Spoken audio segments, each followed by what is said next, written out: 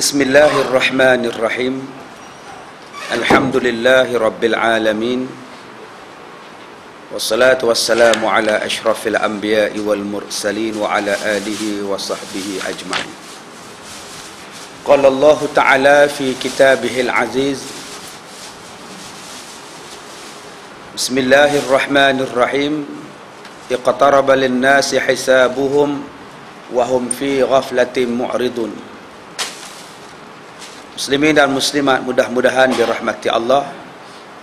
Kita membaca Bahrul Mazi jilid yang ke-15, muka surat yang ke-79, membicarakan tentang tajuk Al-Athar, iaitu di dalam bab melebih dan mengutamakan orang lain. Kita membicarakan lagi tentang sahabat Nabi SAW yang datang berjumpa dengan Nabi, bertanya kepada Nabi kenapa dia tidak dilantik menjadi utusan Rasulullah, kerana apa dia tidak diberikan kerja, kenapa Nabi bagi pada orang lain, kenapa dia tak dapat. Jadi soalan ini dikemukakan kepada Rasulullah, seolah-olahnya dia ni minta jawatan tu. Dia kata kalau orang tu boleh dapat, kenapa saya tak dapat? Ini soalan yang ditanya oleh seorang laki-laki kepada Nabi kita. Bila didengar oleh Nabi soalan yang demikian, maka Nabi menjawab. Faqala Rasulullah sallallahu alaihi wasallam, innakum satarawna ba'di atharah. Maka sabda Nabi sallallahu alaihi wasallam, sekalian kamu kelak akan mengetahui, sekalian kamu kelak akan melihat, hai sekalian sahabatku, selepas daripada matiku, akan keutamaan dan perlebihan seseorang daripada yang lain akan sebagai melebih dan mengutamakan yang menyalahi syarak. Kata Rasulullah, di akhir zaman kamu akan melihat orang akan melantik, manusia akan melantik, manusia akan mengutamakan orang lain untuk memegang jawatan bersandarkan kepada pilihan yang bukan yang dipilih oleh Rasulullah sallallahu alaihi wasallam. Maknanya pilihan yang dibuat bukan mengikut pilihan syarak. Tahap apa yang dia pilih tak, kita pun tak tahu. Nabi kata dah, nak pilih 8 kriteria yang kita kena pilih untuk menjadi ketua kita, untuk dilantik memegang satu-satu jawatan. Ada 8 kriteria yang kita baca pada bulan lepas.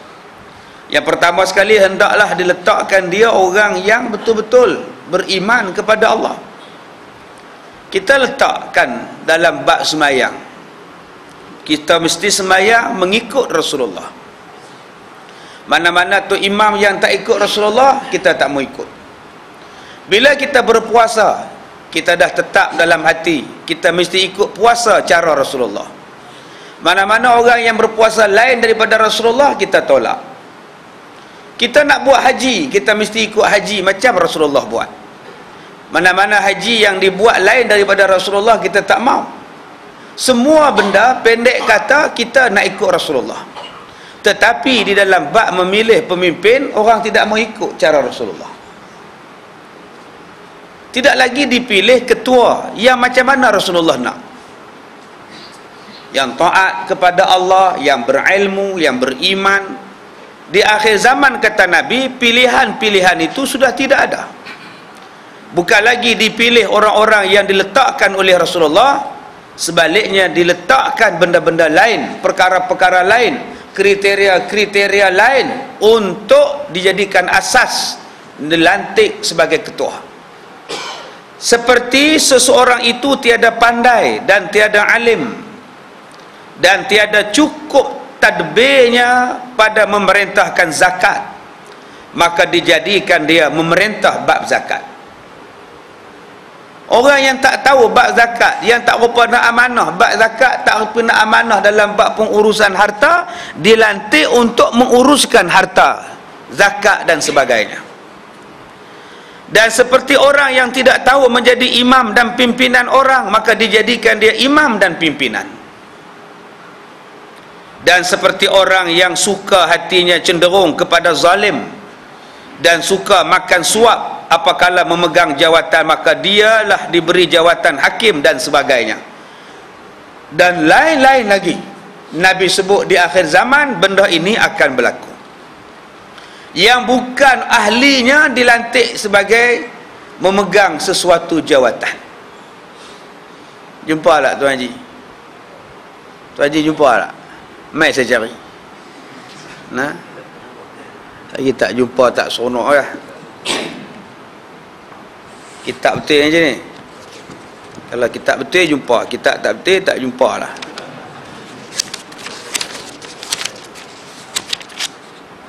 Nah, ni ya, tengah-tengah ni ya. Baik. Baik, kita sambung. Ya, rehat seketika. Adapun aku meletakkan seseorang itu memegang jawatan yang tinggi, dan seorang yang lain itu tidak aku letakkan memegang jawatan, dan aku angkatkan bekerja kerana aku tahukan tarafnya dan aku tahukan ilmunya. Bila sahabat Nabi ni pertikai pada Nabi, kenapa dia tak dilantik? Kalau nak compare dengan orang yang dilantik oleh Nabi, dia tak kurang apa pun. Lalu Nabi jawab, aku lantik orang tu pegang jawatan, aku tahulah sebab apa dia pegang jawatan tu. Aku bagi dia satu kerja, aku tahulah dia boleh buat tak boleh buat kerja tu. Aku bagi dia satu amanah, aku tahulah dia ni boleh pegang amanah ataupun tidak. Sebab tu aku buat, kata Rasulullah. Dan kata dia, aku tahu kedudukan ilmunya, aku tahukan kedudukan tarafnya, aku tahukan kedudukan ilmunya, dan aku tahukan kuat kadar fikirannya, kadar untuk dia pikulannya, kemampuan dia untuk buat kerja. Dan aku tahukan resmi badannya dan apa-apa tabiatnya dan tingkah lakunya. Semua Nabi tahu, kata Nabi. Sebab itu ada satu ketika Umar Al-Khattab mengikut dalam satu peperangan, Umar tidak menjadi ketua. Umar tidak dilantik menjadi jenderal dalam satu peperangan. Sebaliknya dilantik orang lain yang lebih muda daripada Umar. Begitu juga Sayyidina Ali pernah dilantik, pernah tidak dilantik menjadi pimpinan dalam satu utusan. Rasulullah tak lantik Ali sebagai pimpinan, Rasulullah lantik orang lain. Begitu juga dalam satu peperangan, Sayyidina Ali yang masih muda ditugaskan oleh Rasulullah menentang satu orang kafir yang telah pun yang lebih kuat, yang lebih bertenaga, tetapi diperintahkan Ali yang muda. Kenapa Ali? Segala pilihan yang dibuat oleh Rasulullah itu diketahui kedudukannya oleh Rasulullah. Dia kata Rasulullah mengetahui tahap kesihatannya, tahap akalnya, tahap bijaknya, tahap petah lidahnya, mematahkan hujah lawannya. Sebab itu aku lantik dia untuk memegang jawatan, dan aku tahukan dia layak dengan jawatan si anu, dan aku tahu orang lain daripadanya layak dengan jawatan yang lain. Apa yang Nabi buat ni elok dah, kata Rasulullah. Yang kamu duk tanya aku pasal apa?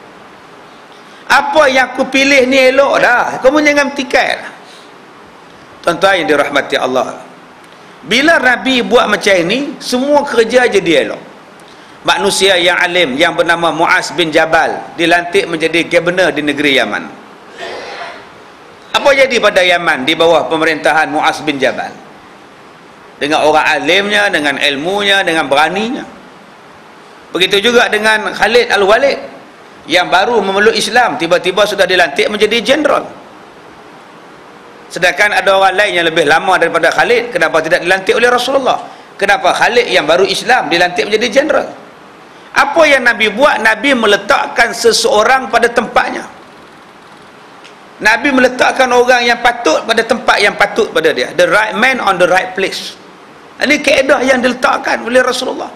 Masalah kita ni, kita letakkan the wrong person pada tempat yang tak betul. Habis lah. Orang yang kuat rasuah pergi pegang bak rasuah. Jadi lagu mana? Apa jadi pada dia? Ini bila kita pegang benda ini, tuan-tuan, jadi haru masyarakat. Bila jadi haru masyarakat, masyarakat balik akan susah. Masyarakat akan menjadi banyak pertikaian, banyak perkara-perkara yang tidak menyeronokkan masyarakat. Malah ketidakamanan akan berlaku. Orang yang mempunyai rekod yang tidak baik tiba-tiba diberikan jawatan untuk memegang satu jawatan yang besar. Maka Nabi kata di akhir zaman kita akan lihat benda-benda ini. Kemudian Rasulullah sambung lagi, dan aku tahu orang itu tak layak memegang jawatan memerintah muslimin, dan patut layak ia bekerja tanam tanaman jua. Aku tak lantik dia jadi ketua, aku uruskan dia bahagian dalam bidang pertanian, dan kata dia ataupun berniaga, dan aku tahu mengatur kerajaan Islam dengan ajaran Allah. Kerajaan aku ni, kata dia, diatur dengan bimbingan Allah, baru boleh selamat. Bila kita meletakkan seseorang pada tempatnya, maka kita akan mendapati sebuah kerajaan yang baik kerana bimbingan daripada Allah. Maka kerana itulah tiap-tiap sahabatku itu aku perbuat ada yang memegang jawatan, ada yang tidak memegang jawatan menurut cara yang diizinkan oleh syarak. Maka tidak perlu kita heran, ada sahabat kanan Nabi Muhammad yang tidak pernah diberi jawatan. Ada tuan-tuan sahabat kanan Rasulullah tidak diberi jawatan. Berapa banyak sahabat-sahabat Nabi yang diam saja, yang menguruskan pertanian saja. Abdul Rahman bin Auf diuruskan bab perniagaan saja. Sahabat-sahabat yang lain, Anas bin Malik diuruskan bidang lain, tidak diberikan jawatan-jawatan yang utama seperti sahabat-sahabat yang lain. Kerana apa? Kerana kedudukan, kemampuan, kebolehan, keilmuan, kesabaran yang mereka dapat. Umar Al-Khattab, berapa banyak jawatan yang dia pegang? Berapa banyak jawatan yang dipegang oleh Umar? Berapa banyak jawatan yang dipegang oleh Abu Bakar As-Siddiq? Walaupun mereka sahabat-sahabat Nabi, tapi mereka tidak mengetuai peperangan. Kenapa? Kenapa dilantik orang-orang yang lain, Zaid bin Harisah, Usamah bin Zaid, untuk menjadi kepala dalam peperangan, sedangkan Usamah bin Zaid adalah anak muda yang berusia 18 tahun. Jadi tuan-tuan, apa yang Nabi buat itu dia tahu dah. Dia bukan mengikut senioriti. Kita sekarang ni mengikut senioriti. Nabi mengikut kebolehan seseorang.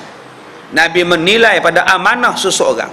Nabi menilai kepada ilmu seseorang. Walaupun dia muda, walaupun dia tua, walaupun dia pertengahan, kalau Nabi kata dia sesuai memegang jawatan itu, silakan. Maka bila Nabi lantik orang macam itu memegang jawatan, hasilnya ialah kerajaan Madinah dalam tempoh 10 tahun saja menguasai seluruh bumi Arab. Dalam tempoh 10 tahun sahaja, kota Rom, kota Parsi boleh tunduk, Afrika boleh tunduk. Negara-negara yang dijajah oleh Rom dan Parsi seperti negara Syam, negara Syria, tunduk kepada kerajaan Islam. Kerana kekuatan perlantikan yang dibuat oleh Rasulullah. 2 tahun saja Rasulullah mendatang ke Madinah, ekonomi Yahudi jatuh ke tangan Islam. Orang Yahudi tidak lagi boleh conquer ekonomi Madinah, bertukar penguasaan itu kepada orang Islam. Kerana Nabi lantik peniaga-peniaga, ahli-ahli ekonomi yang baik untuk berniaga. Akhirnya Yahudi yang mengamalkan dasar riba dan dasar menindas dalam sistem perniagaan mereka, akhirnya tidak boleh lagi mengembangkan perniagaan di Madinah. Kerana Nabi meletakkan orang dan calon yang sesuai untuk memegang jawatan. Kemudian, bukan aku perbuat sesuatu itu mengikut hawa nafsuku atau dengan menurut kemahuan sendiri, dengan tiada neraca ilmu dan hikmah yang diberi oleh Allah, maka semuanya itu tidak sekali-kali. Apa yang aku buat, kata Rasulullah, semuanya bersandarkan kepada ilmu dan semuanya bersandarkan kepada hikmah. Tuan-tuan yang dirahmati Allah, benda inilah yang tak ada dalam masyarakat kita hari ini. Masyarakat kita hari ini dia tengok pada simbol aja. Dia menilai pada simbol. Dia tak kira di sebalik simbol tu siapa. Dia hanya kira simbol. Kepribadian, keahlian, kebolehan, kewarakan, keamanahan tidak ada. Yang penting simbol sekarang. Kalau letak kura-kura pun menang. Yang pentingnya simbol. Nabi suruh menilai mengikut apa? Ni, mengikut kepribadian, mengikut kepahaman, mengikut keilmuan. Tapi masyarakat kita hari ni lain. Kadang-kadang dinilai pemilihan itu mengikut wang. Kamu boleh kasih apa sama aku? Apa yang kamu boleh beri pada aku? Apa yang aku dapat? Sekarang pemilihan mengikut gitu. Apa yang kamu boleh bagi pada aku? Aku akan buat pada kamu. Maka bila dibuat pemilihan macam itu, maka hasilnya kita akan dapat lihat. Kita akan dapat lihat dengan konsep bangau bangau. Ya, dengan konsep salah menyalahkan orang. Ini bukan kerja saya, ini kerja sana. Ini bukan kami punya, ini dia punya. Last sekali dreba kena. Kenapa jadi macam itu? Pakai duk salah sana, salah sini, yang mati tetap mati. Nak saman apa? Syarikat bas tu pun tak wujud. Nak saman atas apa? Salah siapa? Awal-awal kenyataan, salah pemandu, kecuaian pemandu. Ceklah dulu. Takkan dia tak break? Kalau dia mengantuk pun, dia sedar balik lepas-lepas dia langgar divider guardrail tu, mesti dia break. Tak ada kesan break. Menunjukkan break tak ada. Bila break tak ada, maknanya break rosak. Dia pergi cek dengan siapa? Kena kaji balik.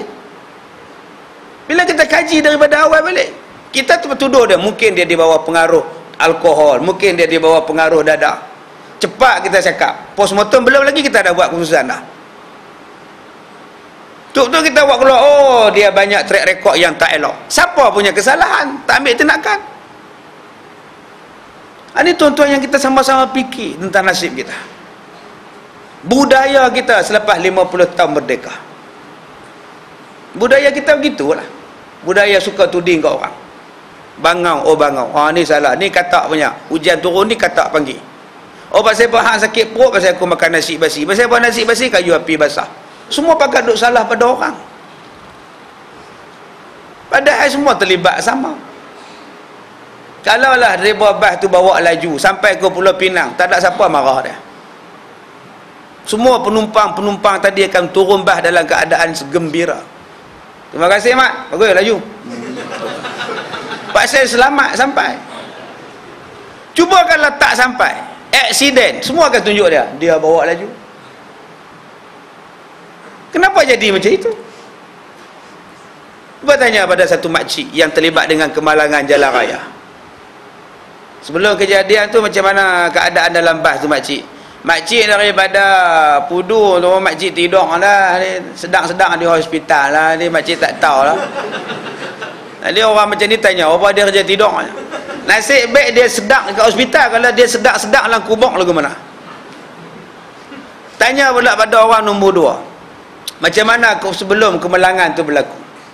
Jadi dia daripada Kuala Lumpur tu memang dia laju lah. Memang laju sungguh lah. Dia potong habis kereta hak berhenti apa semua dia potong, memang laju. Sampai dekat Kuala tu dia hilang kawalan, dia aksiden. Jadi dia memang laju lah, driver laju lah. Cuba tanya dekat dia, encik kalau dah tahu dia bawa laju, kenapa encik tak tegur dia? Kenapa pemberita tu tak tanya? Ni kena Masjidul pergi tanya apa betul? Dia tanya semua jenis ganas punya. Pergi tanya, kalau dah driver tu laju, kenapa saudara tidak tegur driver tu? Kalau tuan-tuan, saya bawa kereta, tuan-tuan duduk di belakang, saya bawa laju, tuan-tuan quit bahu saya tak? Ustaz, nak bunuh kami ke? Kenapa penumpang-penumpang tak pergi quit bahu driver bas tu? Oi, nak pergi mampui kami ke? Bawa laju ni. Tapi tak ada siapa tegur dia tidur. Laju bang tu. Laju bagus cepat sampai. Dah mati, dah aksiden, driver bawa laju. Salah siapa? Kita bercakap tentang 50 tahun kemerdekaan, tahap keprofesionalan. Tapi kita tidak belajar daripada negara-negara maju. Tak cukup negara maju lah, kita belajar dengan negara Arab sudah. Setiap berapa kilometer mesti ada penguatkuasa. Negara-negara Arab sudah cukup. Kita tengok Mekah, Arab Saudi sudah. Setiap 10 kilometer ada peronda tepi jalan raya. Duk menyala lampu ya. Siang ke, malam ke, hujan ke, tengah hari ada. Di Europe helikopter ikut. Mana bas yang bawa laju, mana lori yang memotong, mana trailer yang memotong, helikopter ikut. Tahan kat depan, helikopter turun kat depan berterak tu, berhenti, tak berhenti juga. Ini penguatkuasaan yang kita bercakap daripada segi kecanggihan lah. Larakkah kita tiap-tiap kali mendengar kemalangan, tiap-tiap kali kemalangan kita akan buat tindakan yang lepas tu senyap? Adakah logik pada akal kalau sebuah bas aksiden 100 bas jalan stop? Kena kaji balik. Ni yang dinamakan penguatkuasaan. Ni Nabi letak dah. Orang hanya memandang Islam sebagai agama ibadat, sedangkan Islam sebuah agama yang cukup lengkap untuk mengatur kehidupan manusia. Bukan semayang saja Islam ni, bukan puasa saja Islam ni. Ya Allah tuan-tuan, sampai nak masuk jamban pun Islam ajar. Takkan dalam bab yang begitu besar Islam tak ajar? Mesti Islam ajar. Keadaan-keadaan yang tertentu mesti boleh direfer kepada Al-Quran ataupun hadis Rasulullah. Masalah lebih dan utamakan seseorang memegang jawatan daripada lain-lain. Sebenarnya kalam Nabi SAW, perkataan Nabi SAW telah berlaku sebagaimana yang dalam masalah 110 selepas daripada wafat Rasulullah. Apakala satu raja dan satu pemerintah itu hendak mengangkatkan seseorang memegang jawatan, maka dipilihnya orang yang dikasihinya. Yang dipilihnya orang yang geng dengannya, yang kaum kerabat dengannya, atau orang yang boleh ia menumpang kekayaannya. Inilah pilihan-pilihan yang berlaku di akhir zaman. Yang pertama, dipilih orang yang dia sayang. Yang kedua, dipilihnya daripada adik-beradik dia, kaum kroni dia. Yang ketiganya, dipilih orang yang boleh tumpang kayanya. Ya, tuan-tuan jangan marah saya pula ni. Ni hadis Nabi ni, bukan saya kata. Ni saya tukang baca. Yang kata ni Nabi ni. Hari tuan-tuan cas saya pula. Saya tukang baca lah. Kalau tuan-tuan baca pun bunyi macam saya juga. Nah, hari tu yang saya suruh tuan-tuan ada kitab. Hari tuan-tuan kata saya tokok tambah pula. Ni kitab kata. So tengok duk seorang-seorang bangkit macam tak setuju je ni. Seorang-seorang bangun macam tak setuju je. Ini jangan marah saya pula. Ni kitab kata, hadis Nabi kata, dan hadis yang kita baca ni hadis sahih. Bukan hadis maudhu', bukan hadis dhaif yang tak boleh jadikan sumber hukum. Baik. Tidak ia pandang sebagaimana yang dikemahuan syarak. Inilah yang dinilai sekarang. Bukan kita tak tahu dia kaki minum, jalan, ambil juga. Bukan kita tak tahu dia kaki perempuan, balon, ambil juga. Bukan kita tak tahu dia ni kaki samsing, balon, sapu juga. Tahu semua, tapi buat sebelah mata. Buat tak nampak-nampak gitu ya. Ini yang diletakkan begitu kepada kita. Ya, pandangan-pandangannya. Biar seseorang diangkat memegang jawatan seorang Islam yang adil. Yang syarak suruh ialah dilantik seorang Islam yang adil dan cukup boleh tanggung menjalankan jawatannya. Tidaklah ia orang yang suka zalim dan tidak cukup cergah dan cukup kesihatan. Nabi kata orang tu hendaklah orang yang adil, jangan zalim. Orang tu pula ialah orang yang cergah dan sihat. Ni tak kira belah-belah mana ni saya kata ni, belah kiri ke, belah kanan ke, kalau tak sihat turun. Dia masuk hospital lebih banyak pergi pejabat ni bahaya. Pergi ke hospital lebih banyak daripada pergi ke pejabat. Letak jawatan ni syarak letak jadi penasihat sudah. Kerana nak jadi ketua, nak jadi pemimpin, dia memerlukan kesihatan. Bila dia perlukan kesihatan, dia perlukan kekuatan. Sebab tugas pemimpin ni tidur tak cukup. Mana yang jadi pemimpin tidur lena tu bukan pemimpin, tuan-tuan. Tidur lebih banyak pada kerja ni. Pemimpin ni tengah tidur pun orang datang rumah bangun. Pemimpin ni tengah tidur ni pun orang datang hormat, layan. Kadang-kadang tidur dalam kereta. Pasal apa? Pemimpin. Bukankah pepatah orang Arab kata pemimpin itu khadam? Pemimpin itu khadam kepada rakyat. Dia berkhidmat kepada rakyat. Bila sebut berkhidmat, anytime dia kena pergi. Seorang pemimpin tak boleh geleng kepala. Saya pun manusia lah, saya pun letih lah. Itu tu saya jadi ketua. Duduk dia diam. Bila pergi orang lain. Ada satu ketua kampung. Orang pergi cerita rumah dia banjir. Anak-anak ke buah kampung. Tengah malam pukul 12, pukul 1 minta kunci dewan. Besoklah ambil kunci, orang tidur. Dia marah tuan-tuan. Kebetulan rumah saya ni tinggi, tak banjir. 4 biji rumah ni memang numpang di rumah saya. Jadi pusat penempatan mangsa banjir sementara. Pakai tidur bergelempar dalam rumah saya. Besok baru boleh masuk dewan orang ramai. Yang berhormat mai pukul 7.30. Ketua kampung awal lagi sampai. Siap pakai boot cuar cukang lagi. Kapua cukang orang. Ni boot warna kuning. Oh, dia depan sekali. Aduh, semalam kita jemput minta kunci dihalaunya kita. Tapi bila YB datang, dia begini tengok. Oh. YB pun tak pakai kasut puan cukang. Dia kasut puan cukang, pergi redah. YB bagi kami 1,000. Suruh beli sarapan. Kami hanya dapat nasi lemak 4 bungkus. Dapat nasi lemak seorang sebungkus. Nasi lemak saja, ayak botol mineral 1,000. Hak balik pergi ke mana? Ini tuan-tuan.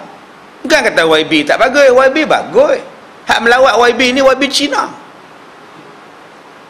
Tapi masyarakat kita ni kadang-kadang pergi ambil kesempatan di situ, akhirnya orang yang berhak dapat tak dapat. Kesalahan di dalam memilih tadi ni tuan-tuan, tidak mengutamakan orang yang di bawahnya. Maka sekarang ini telah dipesan oleh Nabi kita sallallahu alaihi wasallam dan telah dikhabarkannya yang tersebut.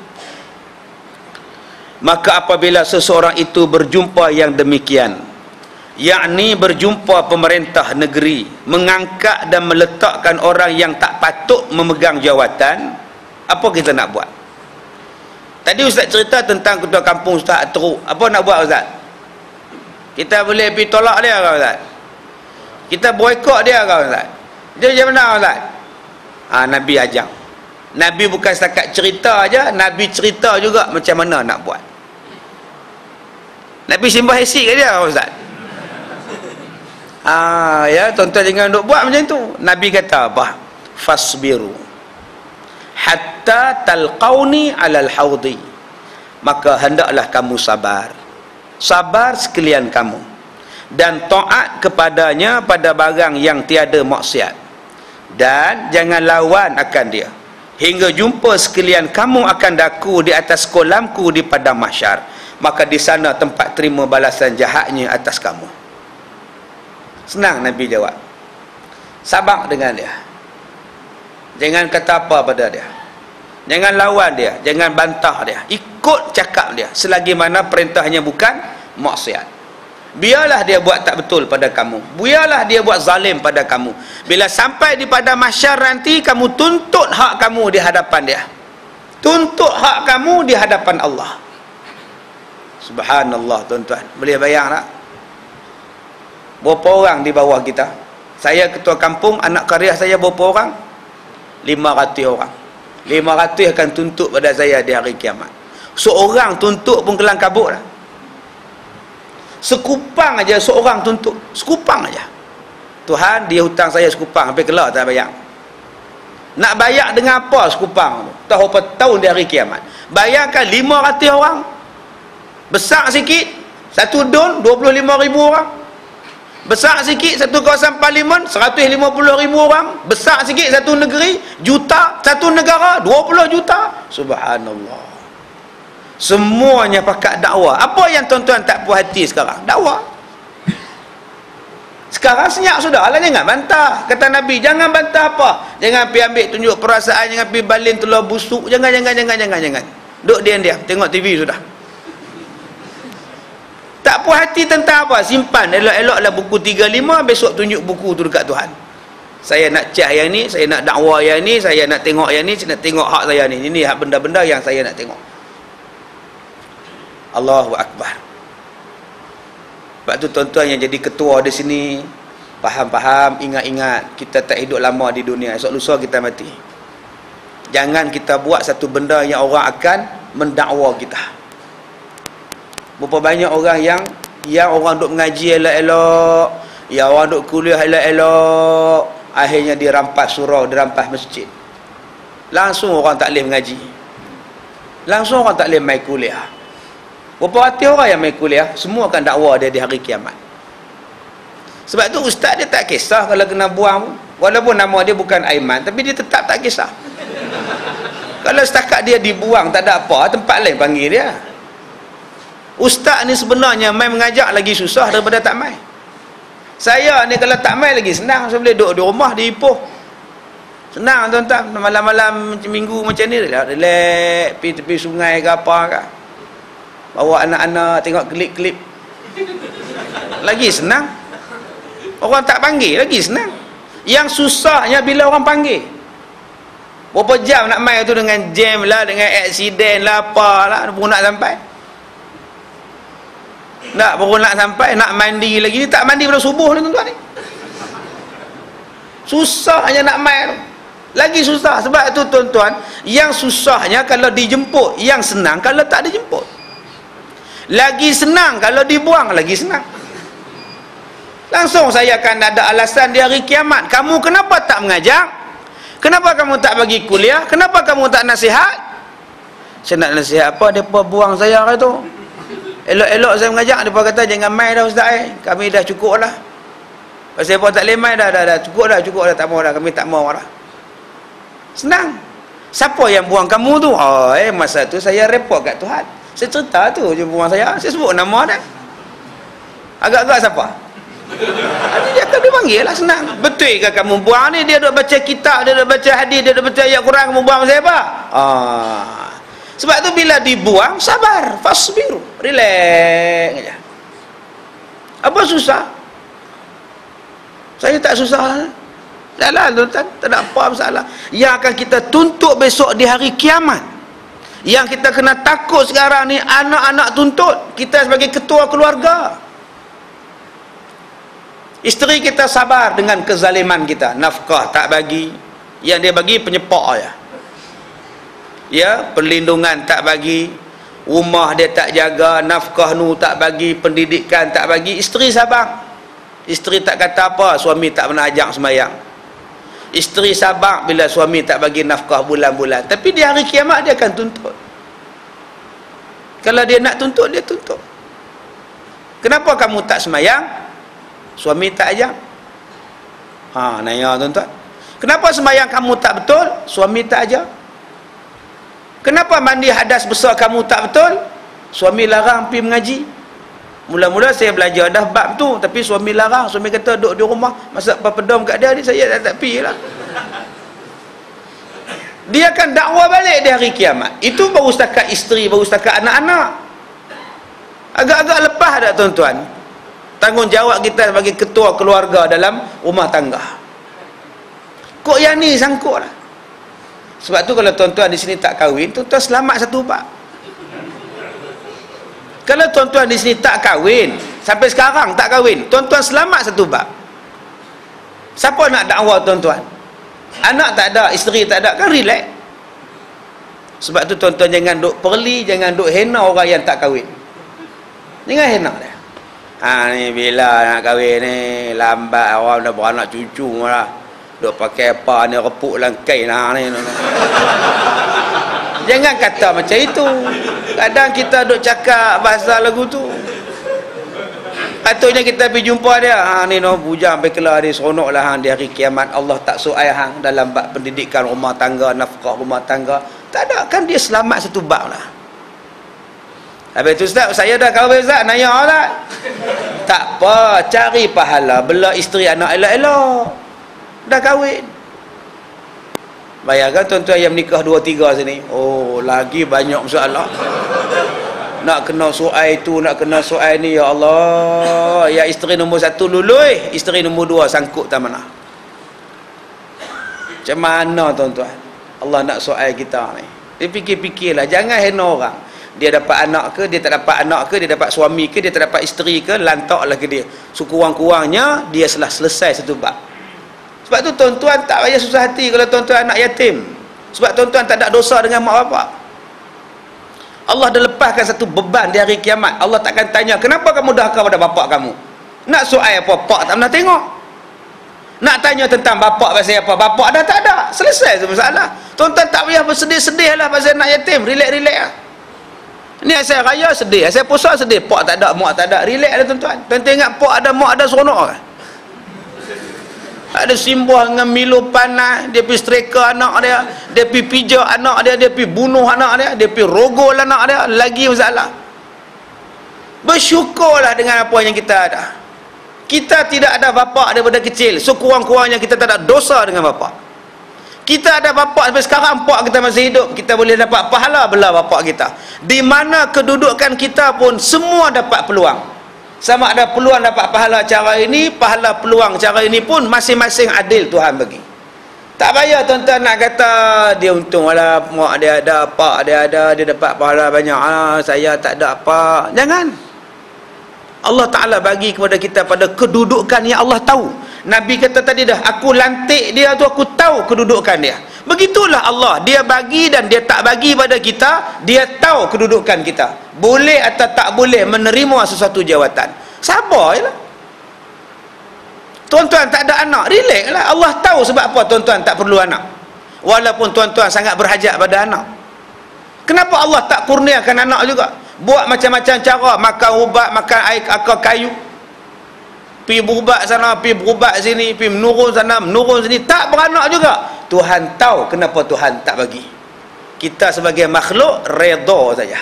Inilah yang dikatakan abdi, abdun, hamba Allah.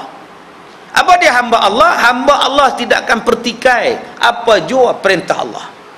Macam Nabi Muhammad duduk di rumah Ummu Hani pada malam 27 Rejab. Duduk di rumah dia, malaikat turun, Jibril turun daripada atap rumah Ummu Hani. Atap rumah Ummu Hani itu dibukanya Jibril, Jibril turun. Mikail turun, Jibril turun. Jibril kata pada Nabi yang sedang tidur, Muhammad, Allah perintahkan kamu Isra' dan Mi'raj.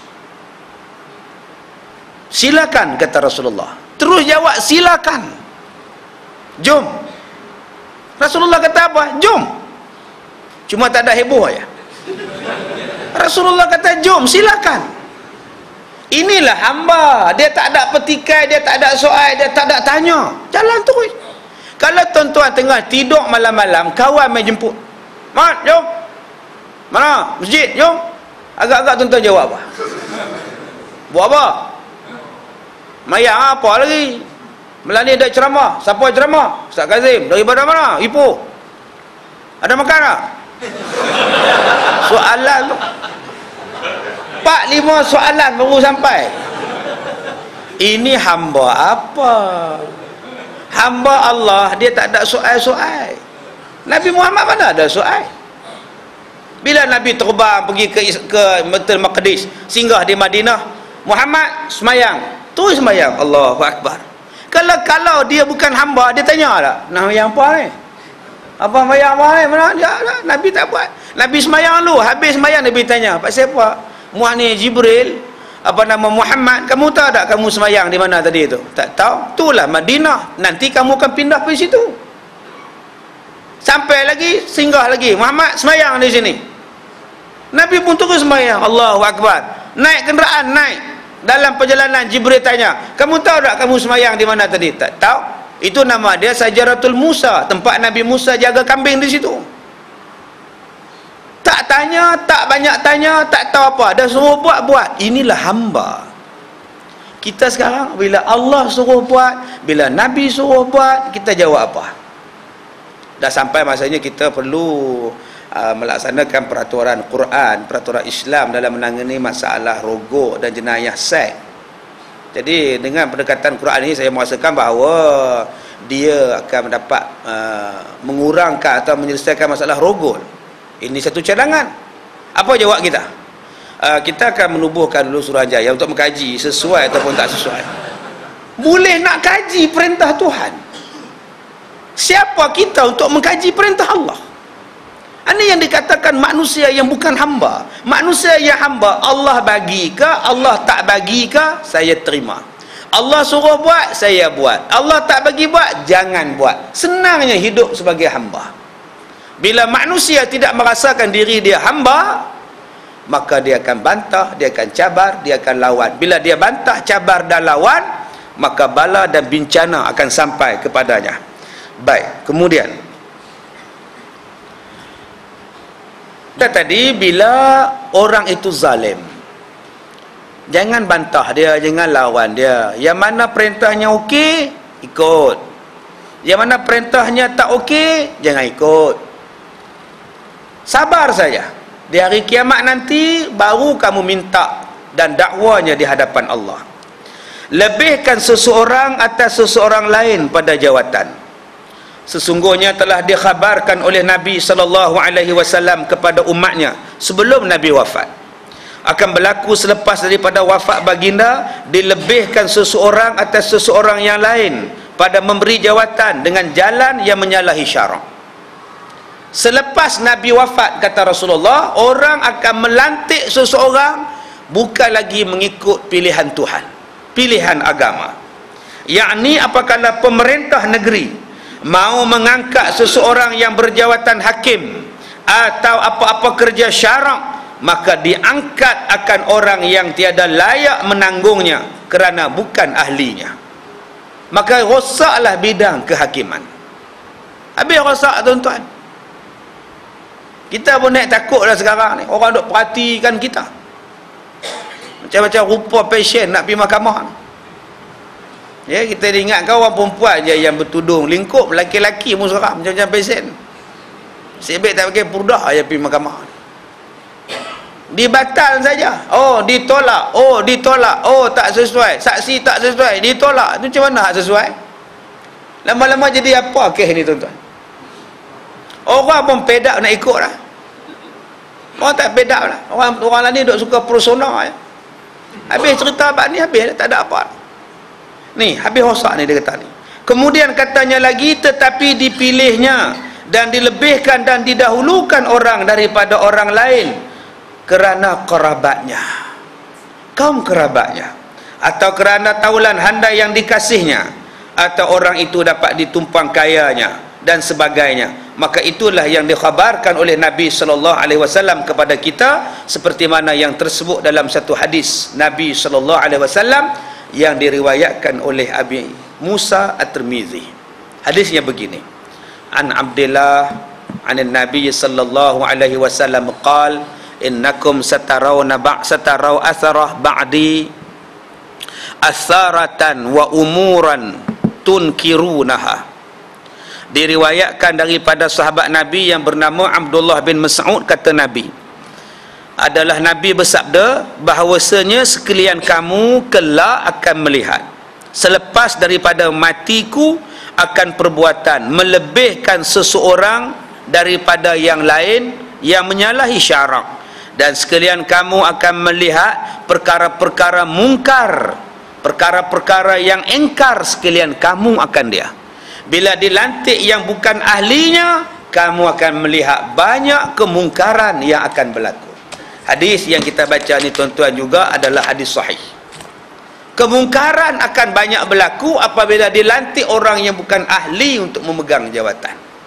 Banyak kerosakan, kemusnahan akan berlaku. Ya, tuan-tuan, kadang-kadang kita pun tahap kemiskinan. Hari ini kita ada sebut tentang garis kemiskinan. 1000 ke bawah tu semakin, 1000 ke atas tu luar daripada garis kemiskinan. Adakah agama Islam menetapkan garis kemiskinan itu? Islam pernah tak meletakkan limit dia berapa? 1000 ke atas kaya, sederhana, mampu. 1000 ke bawah semakin. Islam tak pernah letak macam itu. Islam meletakkan miskin tu apa? Perbelanjaan dia mengatasi pendapatan. Kalau saya 1000, saya ada seorang isteri, pendapatan saya sebulan 1000, rumah yang saya duduk adalah rumah yang tak disewa, pasal rumah arwah pak saya. Saya hanya naik motosikal, kereta tak payah. Sebab apa? Sebab saya kerja senang, tak payah pergi jauh-jauh. Apa pun tak ada, anak tak ada. Saya dengan isteri saya saja, 1000 pendapatan. Adakah saya miskin? Tidak. Pasal cukup. Tapi kalau saya harga gaji saya 1,800, anak 7 orang, 3 masuk universiti, 4 mengaji sekolah, sewa rumah kena bayar, sewa universiti tak dapat pinjaman, tak dapat beasiswa, 300 sebulan kena hantar, 3 anak 900, Sewa rumah 200, 1,100. Anak-anak yang hak sekolah menengah, sekolah rendah ni belanja makan minum 200. Dah 1,300. Duit api ayak lagi 100, 200. Dah 1,500. Beli beras, beli kopi, beli susu lagi tak 300. Nak simpan lagi dalam beg. Ubat sakit demam lagi. Motor rosak lagi. Agak-agak 1,800 cukup lah. Tak cukup. Adakah dia miskin? Tapi dengan sebab dia keluar daripada gaji dia 1,000, dia 1,800, orang tak bagi bantuan kat dia. Pasal apa? Pasal hang 1,800. Sedangkan dia 1,800 pun anak ramai, 7 orang.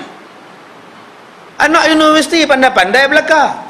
Anak nak sekolah, uniform sekolah, buku teks sekolah, yuran sekolah, tambang nak pergi sekolah, makan minum di sekolah. Lah bukan boleh makan kat kantin dah, duk cerik saja. Banyak belanja, 1,800 tak cukup. Tapi tak sampai bantuan pada dia. Pasal apa? Pasal dia gaji 1,800. Sebab tu tuan-tuan, kadar garis kemiskinan ni bukan boleh dilihat kepada jumlah gaji, dilihat kepada jumlah tanggungan dia. Tapi tak dapat. Anak duk ngaji universiti, isi borang bawa semua ni minta bantuan kok nak dapat. Bawa borang, bawa sijil pengesahan, surat pengesahan daripada you dia yang mengatakan anak dia mengaji. Bawa jumpa pegawai. Kok boleh dapat pinjaman. Kita akan proses dulu pinjaman ini kerana setakat ni banyak permohonan yang masuk ni. Saya harap encik sabarlah untuk anak encik ni. Sampai bila saya boleh sabar ni encik? Mungkin dalam 2 bulan kita akan tolonglah. Saya harap encik sabarlah. Selepas 2 bulan kita akan hubungi encik. Encik tak payah datang ke pejabat kami akan hubungi encik. Tunggu sampai 2 bulan ya. Pergi jumpa orang lain pula ni, anak saya ni, kalau saya susah gaji 1,800 semua ni. Sebenarnya menjadi tanggungjawab kami untuk membantu orang mesti encik ni, tapi memandangkan encik gaji 1,800 jadi susah sikit lah, walaupun tanggungan banyak, tapi encik telah keluar pada garis kemiskinan ini. Jadi saya akan bantukan jugalah. Kalau dalam mesyuarat nanti kita akan sebutkan juga borang tentang encik. Akan encik bersabarlah, tunggu dalam 9 bulan 2 lagi. Memang kawan dia pula kok ada duit zakat ke apa ke. Sebenarnya encik memang duit zakat tu ada, tapi buat setakat ni kita terpaksa stopkan dulu kerana ada banyak penyelewengan yang berlaku, kerana ada orang yang datang minta ni tak layak dan dia bukan kata layak, dia kita akan teliti betul-betul. Jadi harap encik bersabar encik ya. Kawan susah hidup. Api kena potong RM800 tak bayar. Akhirnya pergi ambil lilin. Malam-malam buka lilin, pasang lilin, anak-anak baca buku dengan lilin. Angin tiup terbakar lilin, terbakar rumah sekali.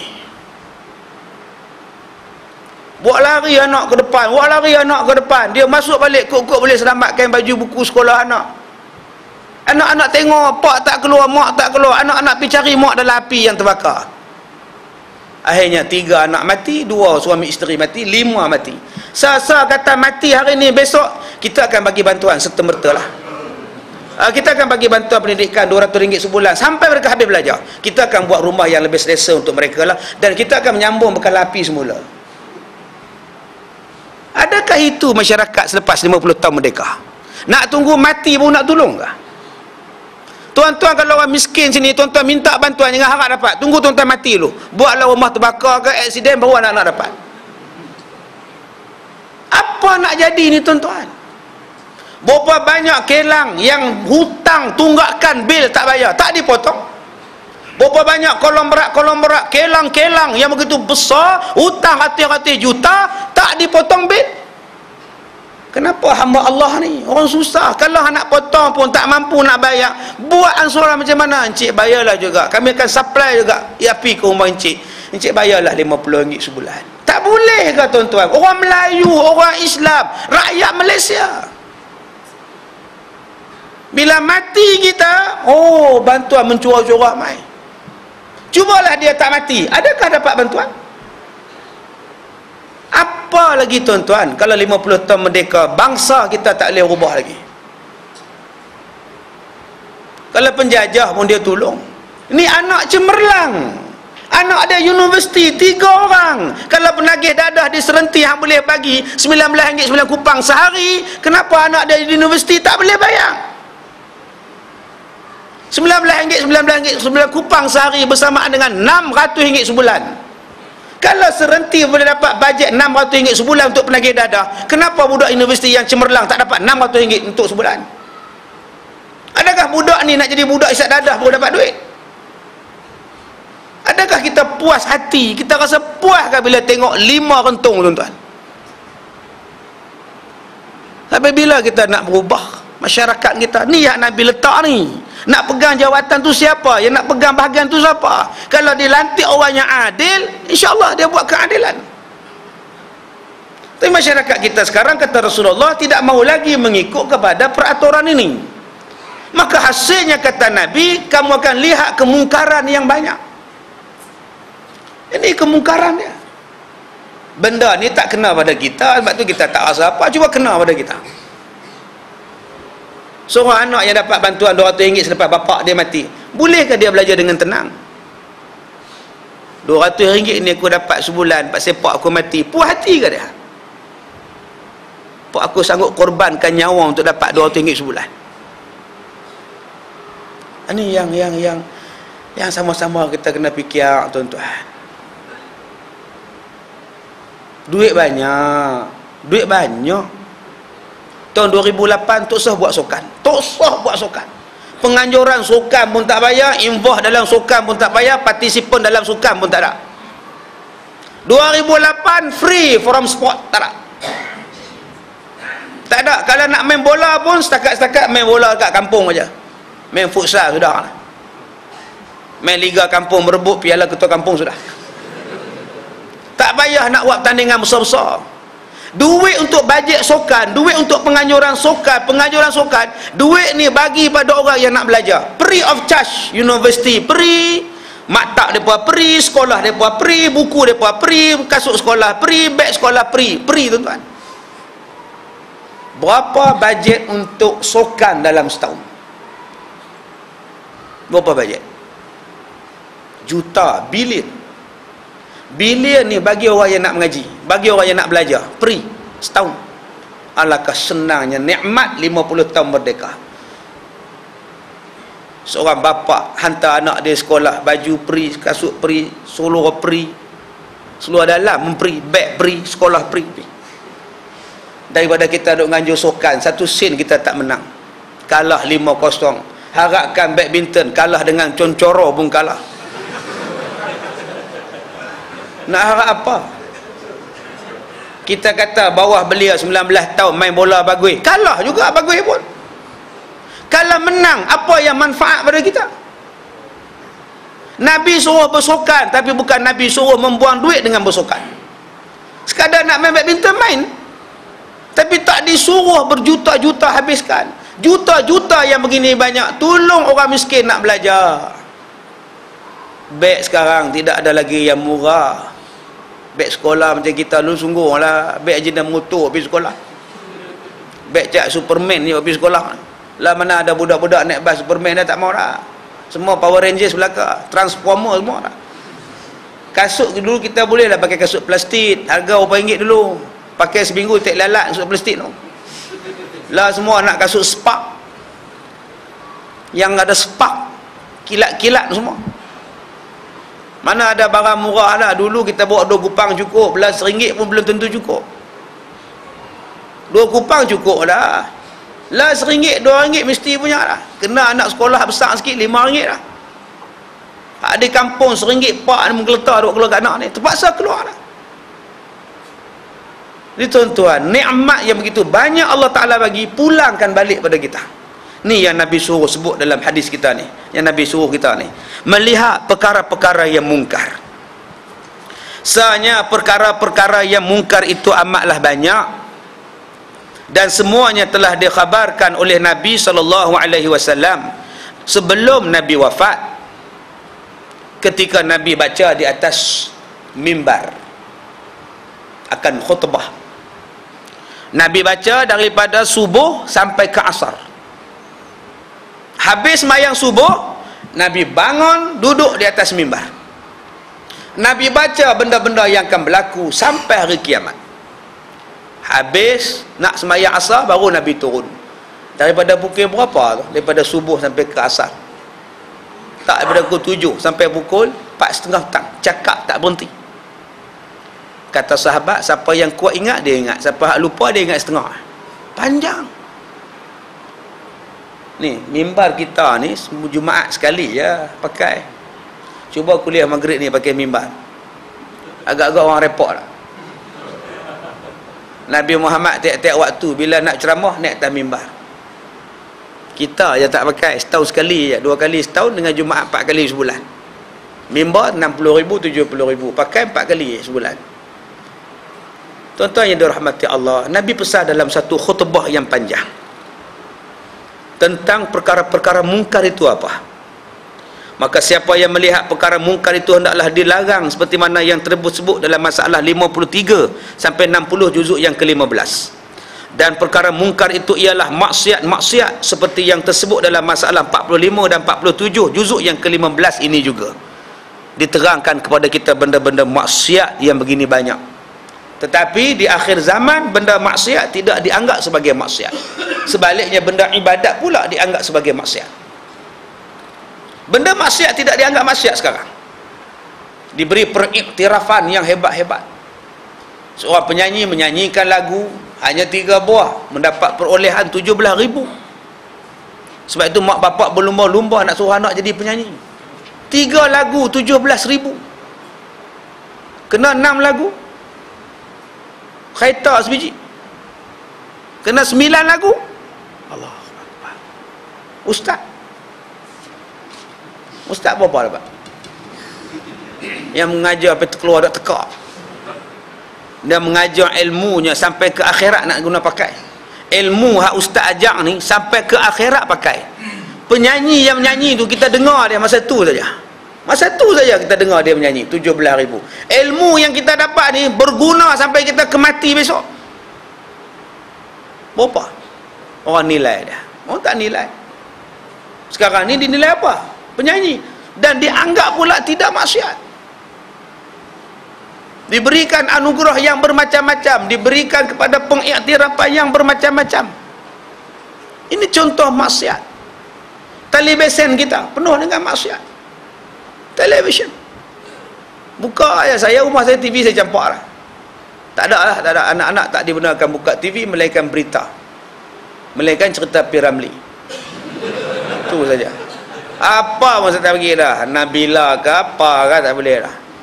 Tutup habis, asur-asur saya sepok buah habis dah, tak ada lah. Tak ada. Berita boleh tengok, National Geographic kan yang ada rencana boleh tengok. Kalau ada sidang Dewan Rakyat saya tengok. Tak ada lah. Nak tengok kartun nak buat apa, nak tengok cerita semua dah tahu dah. Cerita P.Ramlee apa lagi yang tuan-tuan tak tahu? Apa lagi yang tuan-tuan tak tahu tentang cerita P.Ramlee? Madu 3 lah baik sekali, naik kereta sebuah jalan je. Semerah padi semua tahu. Dalam sekali P.Ramlee kena sebat 100 kali. Nak tengok pasal apa lagi? Tak ada apa tengok lah. Azizah lalah kahwin. Kasim Selamat lalah buta. Duk apa tengok lagi? Tahu dah kesudahan dia. Lalah sekali Kasim Selamat tu combi mai ambil. Abang Kasim mula-mula combi berjumpa dengan Abang Kasim. Abang Kasim buta. Sekarang pun Abang Kasim buta. Lah sekali tamat dah balik. Jadi buat apa kita tunggu 3 jam teriak gelak nak buat apa? Cerita Hindustan pun kita tahu. Cerita Hindustan kita tahu dah. Kesudahan cerita Hindustan ialah hero mesti menang. Last kali hero menang dengan Inspektor Sahab sampai. Kalau kita dah tahu dah kesudahan dia, buat apa kita tengok 3 jam setengah? Tak payah tengok tuan-tuan. Jackie Chan, mesti Jackie Chan menang. Jatuhlah macam mana pun, tunggang langgar punya jatuh, tak mati, hidup juga. Mesti dia menang. Tu saya tengok dah. Lepas tu saya tak tengok dah, merapu banyak. Kita sekarang bercakap tentang merdeka. 50 tahun merdeka. Anak-anak kita faham apa tentang merdeka? Anak-anak muda kita. Orang kita faham ambil bendera letak kat punggung motor. Kemudian dia pun angkat motor. Merdeka. Adakah itu merdeka? Bila kita duduk countdown 5, 4, 3, 2, 1 merdeka, bersorak bergempita. Kemudian bunga api pun bum bum. Bagi orang yang hidup zaman sebelum merdeka, umur sekarang 70, 80, bunyi bom-bom tu menakutkan dia dulu-dulu. Bunyi bom. Bila bunyi aja sereng ke terbang lalu, bom, pakak lari dalam tanah. Lari dalam gunung, lari bawah bukit. Punya takut dengan bunyi itu. Tapi anak bangsa kita hari ini bunyi bom merdeka. Dia lupa dengan bom itu dah bunuh tok nenek dia berapa ratus ribu orang. Semangat cinta pada negara, semangat kenal perjuangan bangsa tak diajar pada anak-anak sekarang. Lepas tu kita tak heran hari ni bagi anak muda merdeka tu enjoy. Lepak-lepak, relax-relax, nyanyi-nyanyi sampai pagi. Hari cuti. Besok tidur tepi jalan. Mereka tidak tahu perjuangan dan tujuan asal kemerdekaan. Kalau kita pergi ke London, tengok gambar Tok Janggut yang digantung di Kelantan. Kepalanya di bawah, kaki di atas, hanya pakai cawat, baju tak pakai. Cawat saja, ditikam, ditembak. Ada 2-3 keping gambar yang di Museum London. Salah satu gambarnya, orang-orang yang tembak dia, pakat duk ambil gambar sebelah Tok Janggut. Macam ambil gambar orang putih dulu-dulu. Macam kita tembak harimau, harimau jatuh tumbang, kita berdiri atas harimau. Senapang tak dibau. Macam itulah dia pun henakan orang Melayu. Tok Janggut di Kelantan, Maharaja Lela di Perak digantung, Puntum digantung, Raja Abdullah dibuang di Pulau Seychelles. Ngah Ibrahim tak boleh balik ke Perak, tanam di Singapura. Kenapa yang mereka sanggup berjuang sampai dimatikan, dibunuh, digantung? Nak bagi tengok masyarakat kita kuat, nak bagi tengok agama kita kuat. Kena tengok perjuangan On Jakpa, kenapa sanggup bersusah daripada Perlis sampai ke Johor. Nak basikal masuk kampung, jalan siang malam pagi petang, nak bagi tengok orang Melayu kuat, nak bagi tengok Islam kuat. Mesti ada perjuangan mereka ni, ada matlamat. Tetapi di mana matlamat itu pada kita sekarang? Mereka berjuang untuk Islam, mereka berjuang untuk bangsa kita. Sekarang kita dah merdeka, adakah kita menilai kepada Islam dan bangsa sekarang? Kita bukan lagi menilai pada bangsa, kita menilai hang belah mana? Hang belah mana? Lupakah kita, dia belah mana pun dia Melayu. Orang ni belah mana pun dia Islam. Sama bangsa, sama agama. Kenapa kita tanya, hang belah mana? Bukankah itu dah jadi macam penjajah yang tidak mau memberi kepada masyarakat peribumi, masyarakat asal negara itu, yang hanya mengutamakan bangsa mereka? Kalau penjajah dah balik ke negara asal mereka, tetapi kita masih mewarisi sikap dan perangai mereka, apakah makna kemerdekaan pada kita? Tuan-tuan yang dirahmati Allah, ni yang kita kena tengok, kita ubah balik. Sambutan merdeka bukan maknanya gantung bendera di kereta 2-3 hari pakai kemudian tercabut bendera, bergelimpang tengah jalan. Bukan. Kalau sekadar bendera saja, bukan. Ngah Ibrahim tidak pernah minta rakyat dia jadi isak dadah. Datuk Bahaman tidak pernah minta orang Melayu ni mengamalkan rasuah. Mak Kilau tidak pernah mengharap orang Melayu jual tanah daripada Bahasa Hazin. Dul Said tidak pernah mengharapkan orang Melayu mengkhianati orang Melayu. Tok Janggut tidak pernah bercita-cita nak tengok Islam ni dipandang rendah oleh masyarakat lain. Abdul Rahman Limbung tidak pernah pun bercita-cita dalam hati, dalam jiwa sanubari dia nak tengok orang Melayu sama Melayu bergaduh. Tidak. Kalau kita dah sebut tentang merdeka, semangat pejuang-pejuang merdeka tidak dibawa dalam masyarakat kita, apa makna sambutan merdeka?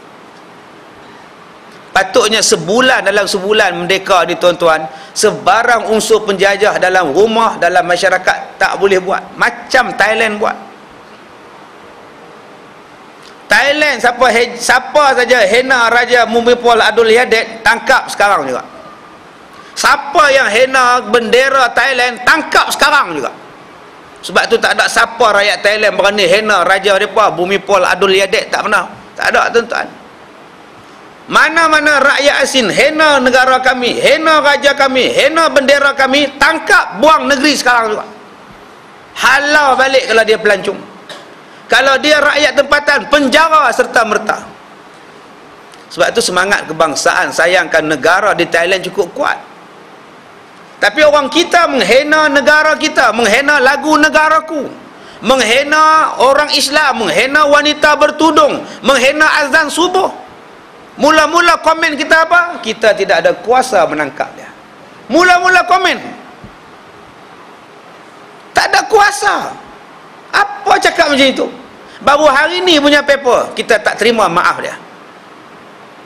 Sebab itu bangsa asing tak hormat pada kita, pasal kita tak berani nak ambil tindakan kepada mereka. Menghina lagu negaraku walaupun tak salah pada agama, tapi salah pada perlembagaan. Menghina agama Islam. Tapi kita boleh jawab, kita tidak ada kuasa. Mana boleh jawab tidak ada kuasa? Dia rakyat kita, panggil balik, tangkap walaupun dia duduk di Taiwan.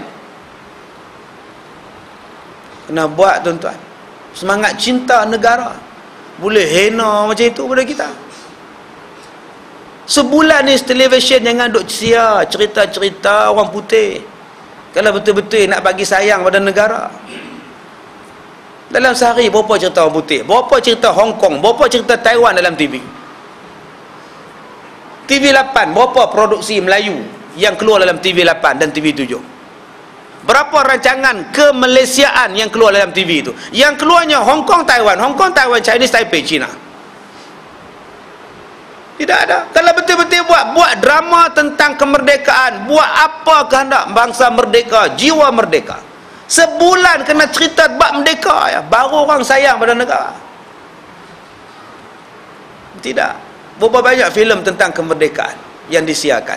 Tiap-tiap tahun Bukit Kepung saya. Cerita British banyak sekali. Macam mana mereka nak sayang kepada bangsa kita, nak sayang kepada negara dia, kalau dia sendiri tidak mengenali negara dia. Baik, yang terakhir, masalah menyempurnakan hak-hak pemerintah. Adalah hak-hak pemerintah negeri itu ada banyak, setengah daripadanya. Apakala mereka menghimpunkan zakat hartanya, hendaklah engkau serahkan harta zakat itu kepadanya waktu mereka menuntut. Itu hak pemerintah.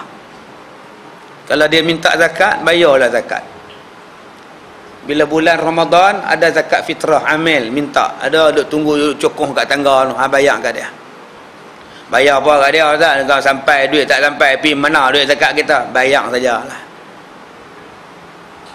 Tanggungjawab kita bayar. Kan jenis ada dua tu. Zakat yang boleh kita bayar sendiri dengan zakat yang kita bayar pada pemerintah. Ada dua kan, zakat fitrah yang diketahui berapa nisbah kadarnya yang hak kita punya, bayarlah pada pemerintah. Tapi zakat yang hak pemerintah pun tak tahu berapa duit saving tuan-tuan dalam bank, tuan-tuan bayarlah zakat sendiri kalau nak bayar. Tapi hak mana zakat yang boleh dikira, zakat perniagaan, zakat ternakan, zakat tanam-tanaman, yang tu bila kerajaan kata bayar, bayar. Ni bukan saya kata ni kitab kata ni. Bayarlah. Kemudian kata dia lagi, yang kedua, seperti waktu mereka menentukan tentera pergi berperang, maka siapa-siapa yang telah dipanggilnya hendaklah taat jua. Kalaulah berlaku kerahan tenaga, semua laki-laki dewasa berumur 18 tahun ke atas diwajibkan menyertai peperangan, maka wajib rakyat itu pergi berperang.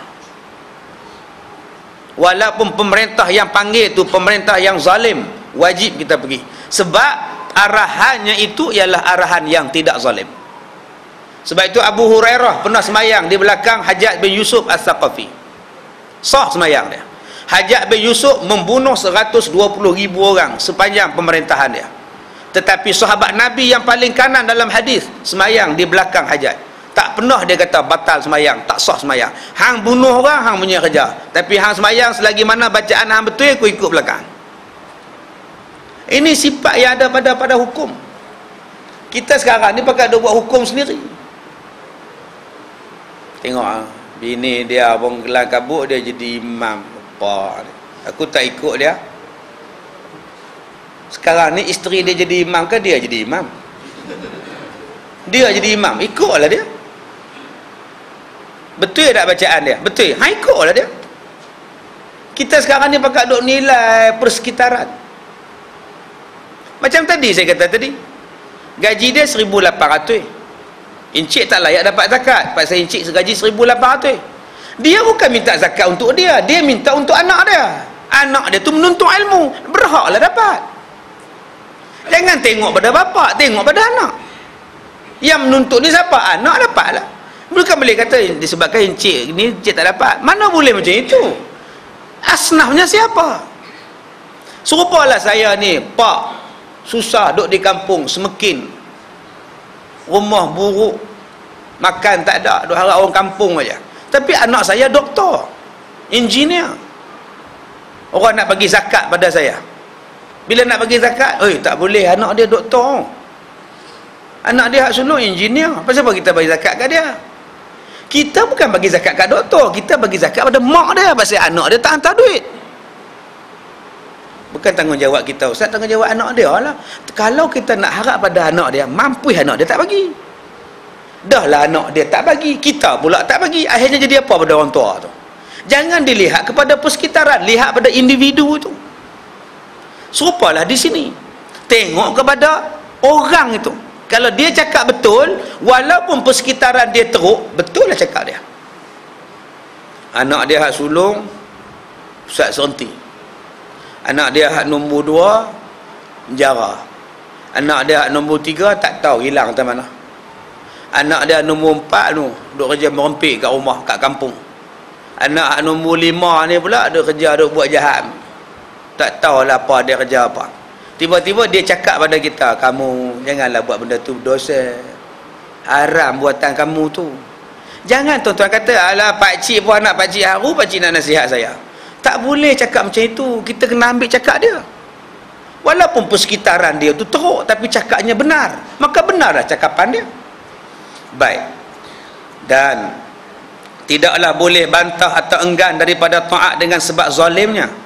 Maka siapa tidak taat, nescaya berdosalah ia, walaupun arahan itu keluar daripada pemerintah yang zalim. Dan jika dipaksa oleh pemerintah hingga sampai terbunuh, yang kena paksa pada bukan maksiat, nescaya tidak berdosa si pemerintah. Tak berdosa pemerintah kalau terpaksa pemerintah bunuh sekalipun. Ini yang dipanggil sebagai burah ni. Kita lawan pemerintah, dia berhak untuk mempertahankan dia, akhirnya dia tembak.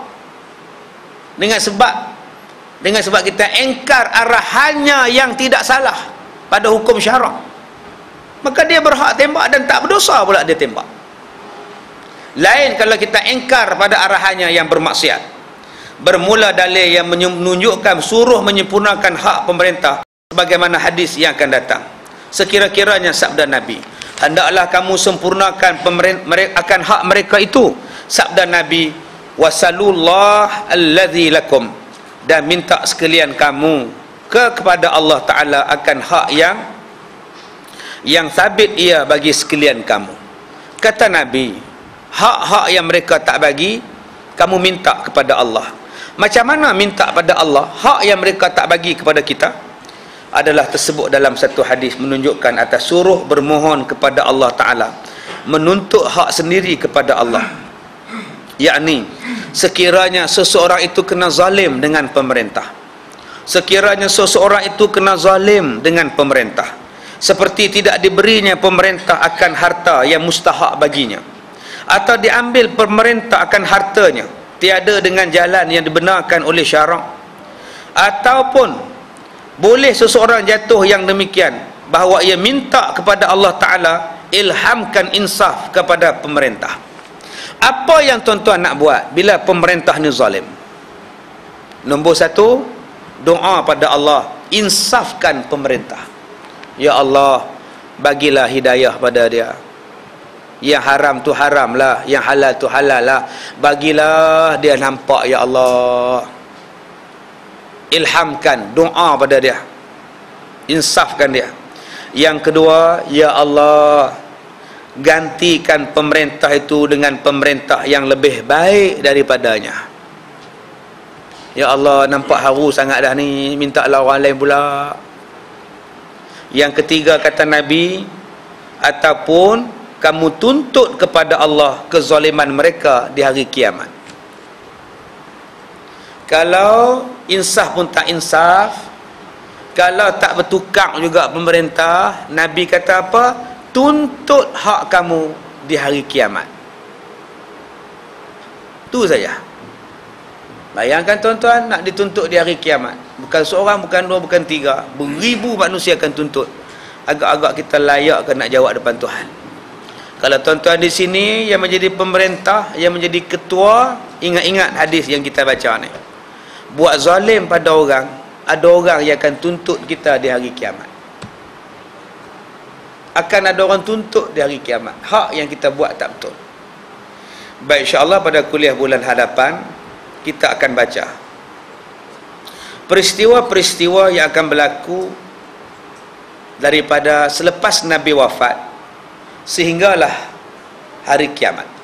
Inilah hadis yang saya masukkan pada tuan-tuan tadi. Satu hadis yang panjang, tak berapa muka surat tak tahulah tuan-tuan, panjang jela ni. Ya, sampai muka surat berapa ni? Daripada muka surat 82 sehinggalah muka surat 94. Panjang. Tentang peristiwa-peristiwa yang Nabi cerita akan berlaku sebelum kiamat, selepas baginda wafat. Jadi apa benda yang Nabi kata? Tunggu bulan depan, insya-Allah. Bulan depan ada kuliah ke? Bulan puasa kan? Ya, ada ya? Macam biasa ya? Okey, insya-Allah. Baik. Siapa tak buat, saya dakwa depan Tuhan. Baik, ada apa-apa soalan? Ya. Assalamualaikum. Bukankah ada hadis-hadis lain juga yang mengatakan bahawa jika seorang pemerintah yang zalim, rakyat dia patut juga menunggu akan kesalahan yang dibuat? Apa betul bagaimana cara yang terbaik? Ya, Nabi kata kalau kamu tengok orang yang kena zalim, kamu kena bantu dia.